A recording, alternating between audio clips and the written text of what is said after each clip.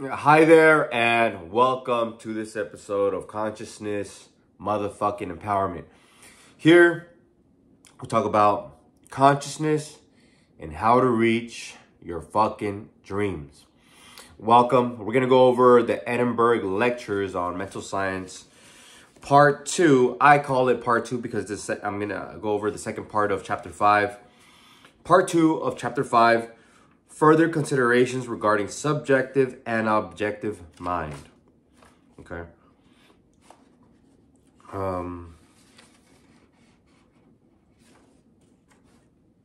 I have a hair in my mouth from my beard. I'm like, that happens sometimes. Anyway, I digress. What we're going to go over is a quote that encapsulates everything that Thomas Troward is trying to say, and then I'll explain a little bit on the evidence that he shows us on the mental realm and the physical realm. Okay, he's using on principles that do not change, that conclude to us using our thought power to create what we want. Now, before we get started, I want you to ask yourself and be honest with yourself. Are you ready to learn? Are you ready to learn and apply? If yes, take a step forward. If not, go on to the next video. Number 2, ready to be the best version of yourself, to achieve your dreams, okay? Achieve your dreams.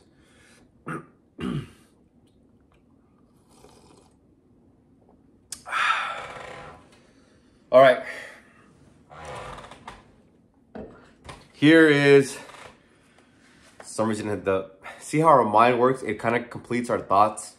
My mind said, here is, and I was about to say, here is the story of a girl who tried and da-da-da-da. You know, I probably, you know that song. But see, that's how the mind kind of like has created grooves in our thoughts have created pathways in our mind that we are used to, okay? So here's a quote. By thus making intelligent use of our subjective mind, we, so to speak, create a nucleus, which is no sooner created than it begins to exercise an attractive force, drawing to itself material of a like character with its own. And if this process is allowed to go disturbed, it will continue until an external form corresponding to the nature of the nucleus comes out into manifestation on the plane of the objective and relative. And he goes on to show, why would this happen? Why would a thought that we have manifest? Why? Why would it manifest? How can our thought be manifested? Okay. And then he goes on to show 2 examples. First example is a theory in quantum physics. They who study quantum physics, even in the early 1900s, postulated that for something inorganic, right, something that's not alive, like rock or something like that, like the planets, for them to have to come into being, there had to be some type of very not visible material. Thomas Troward calls them rings. What's exactly?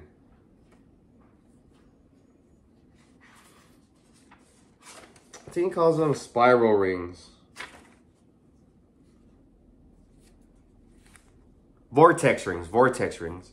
And that they come together and they start attracting more and more and more and more, okay? Now, I'll go into how they're being attracted more and more and more later, because it's very important. So this is called the vortex rings theory for the inorganic world, for like the earth and stuff. So from the very beginning of the primordial substance, or the firmament, what we want to call it, just the non-physical, we have these vortex rings. And then when we have it on the physical, when a plant or a living organism, a being, right, is born, you know, when a sperm has fertilized an egg, it starts attracting all the resources it needs. It starts attracting it, and it starts growing, it starts growing, it starts growing, it starts growing. And scientists are like, okay, this happens in any, you know, living or organism, any manifestation of a living organism. We can barely see it, right? Very, very small, we can barely see it. And then it manifests. So we're like, what's causing all this energy to come? They can just postulate it's a mind or a will. Will is mind, okay? So there's a certain will. There's a will for it to live. There's a mind behind it. So that's why Thomas Troward says, not only is it in the inorganic and the organic that there is a force, a will, a nucleus for something to manifest. And it's non-physical. We can't even see it. It's so small. So everything that is available to us has a spiritual prototype. So look at everything as a spiritual prototype to it. Let me repeat that again. See everything materially as having a spiritual prototype, a non-physical prototype. So, okay, there's a non-physical image of that. And it's impressed in the universal mind. That's why it's out here. Okay. So look at everything like that. Everything has a non-physical prototype. Okay. Now, we have a mind. We have a thought. You know, a rock or a bed doesn't have a conscious mind where it can start moving at will. It can't move and start postulating a thought. Okay. But we can. Therefore, we can use our mind to create the iPhone, a car, clothing, Defy Endurance. I actually created this clothing brand, but we had to stop it because I had a business partner, but we agreed to end it. So I just have the shirts left. So we created these things. It wasn't already here, and we did it consciously. We had an idea. We had a non-physical thought. Okay, we had a thought, which is non-physical. Put it on paper, printed it, and then stamped it on a t-shirt. And now we have a t-shirt in the physical, the relative, okay?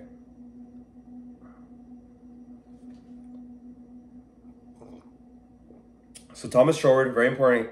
I explained this in the last video. The relative is where there is time and space, and the absolute is where there is no time and space, when we're just seeing the ideal conception, the prototype, the spiritual prototype, which is a nucleus of whatever we want to manifest, in the absolute, where there is no time and space, there's no restriction, everything is unlimited.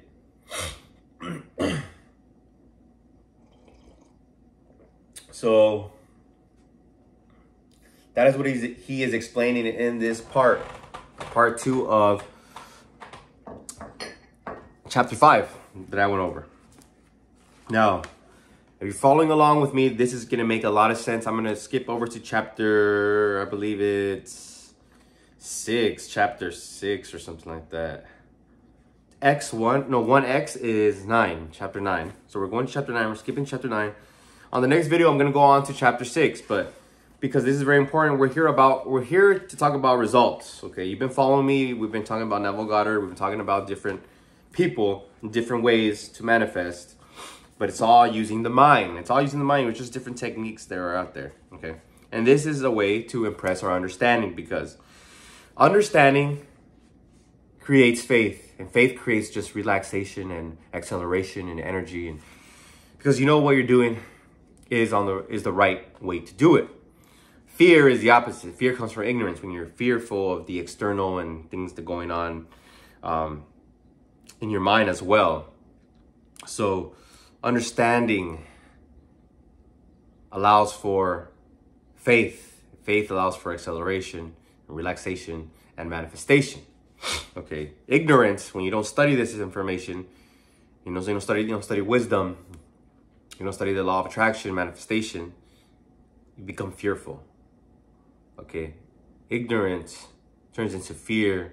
Fear turns into anxiety and depression.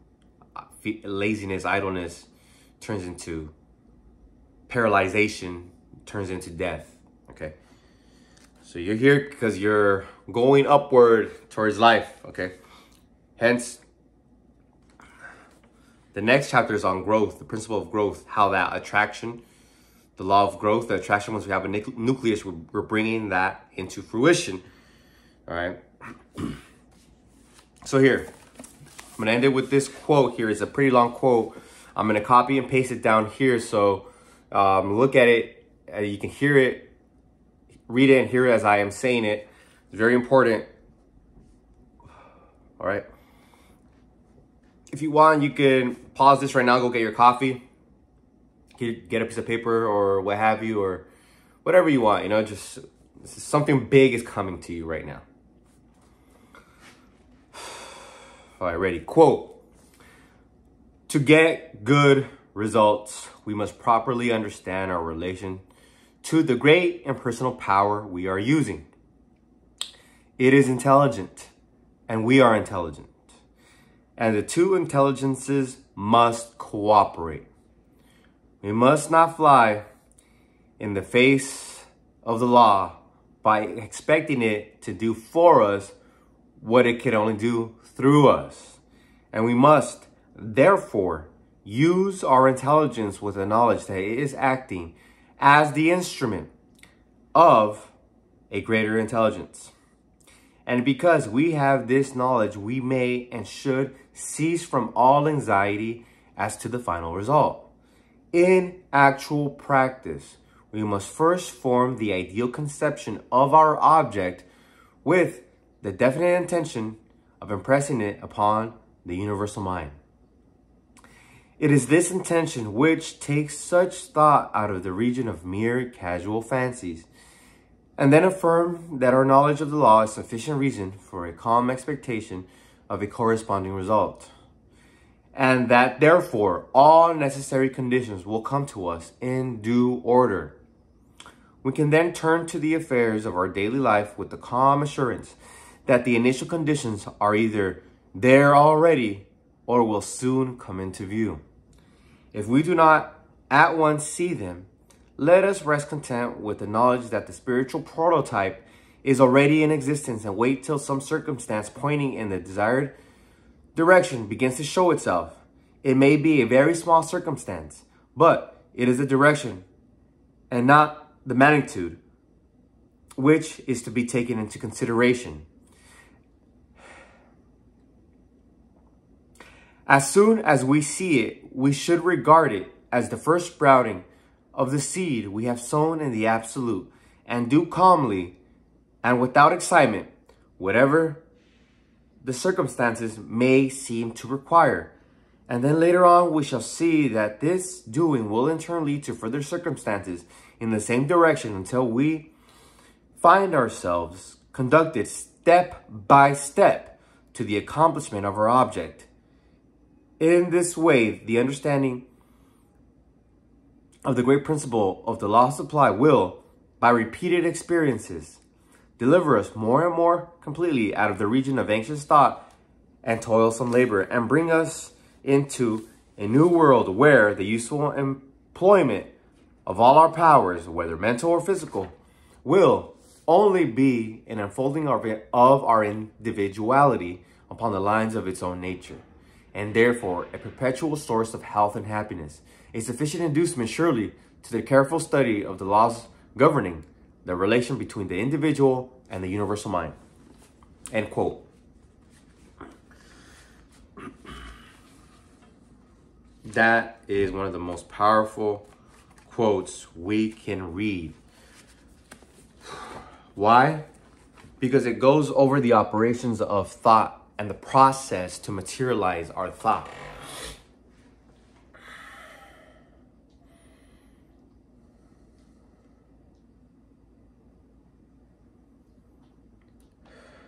do not worry, okay?